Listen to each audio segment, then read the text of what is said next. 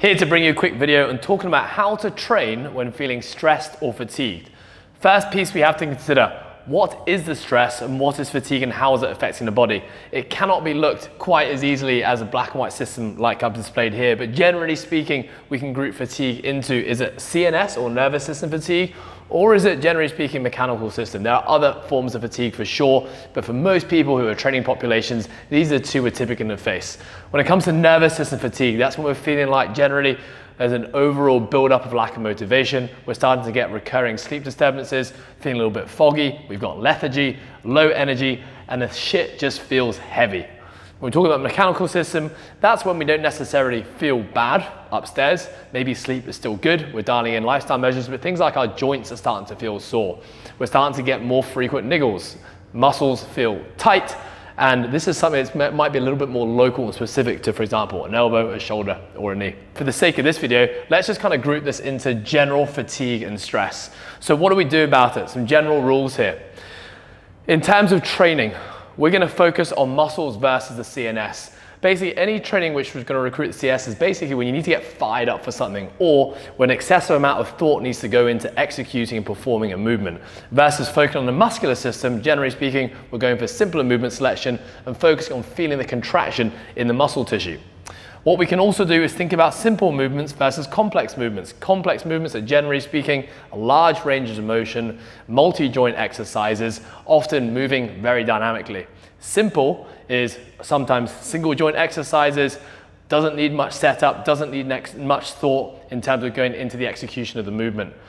Adjust movements around pain and stiffness, particularly if you have local pain in things like joints and tissues. Select movements which are training the same muscle tissue but aren't creating pain. So sometimes you may find that a dumbbell bench press might be a little bit easier on the wrists, elbows and shoulders than a barbell bench press. Essentially, we're still training anterior delts, pecs and the triceps, but one movement feels nicer on the body than the other. Don't go to failure. When we need to train, we're not trying to essentially push for adaptation here. We're just putting money in the bank, which means we're just getting the work done. We're getting a stimulative training session. We're not necessarily taking the mindset of trying to become fitter, stronger, faster, fill in the blank. Don't compare score to previous performances. This is something we do need to do when we're following a linearly progressed overloaded training program. If last week we did X amount of load, this week we need to try to do more load or more reps or more sets.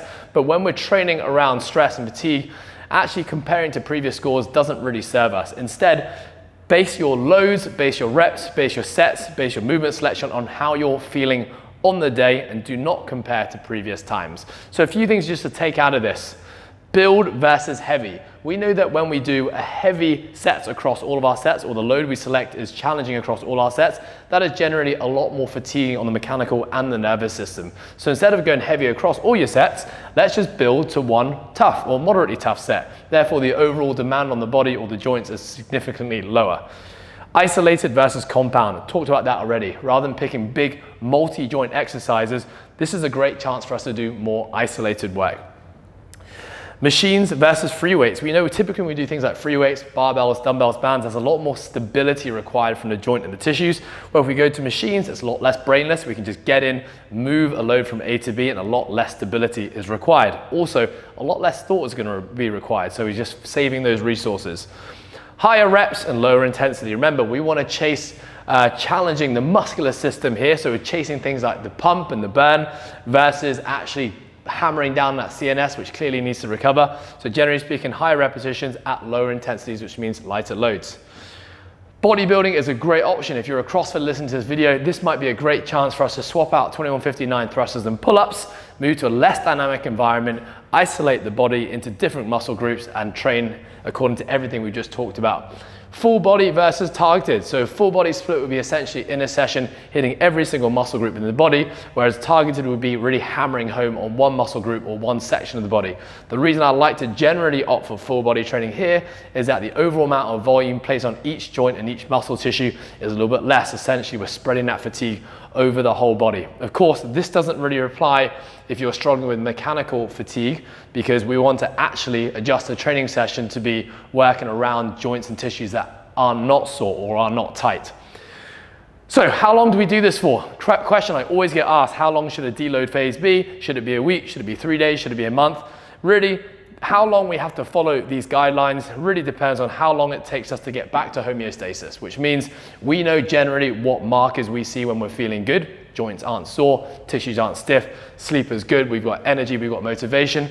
Follow this protocol for as long as it needs, as long as you need, until you start to feel good again, and essentially we can start to ramp back into regular training.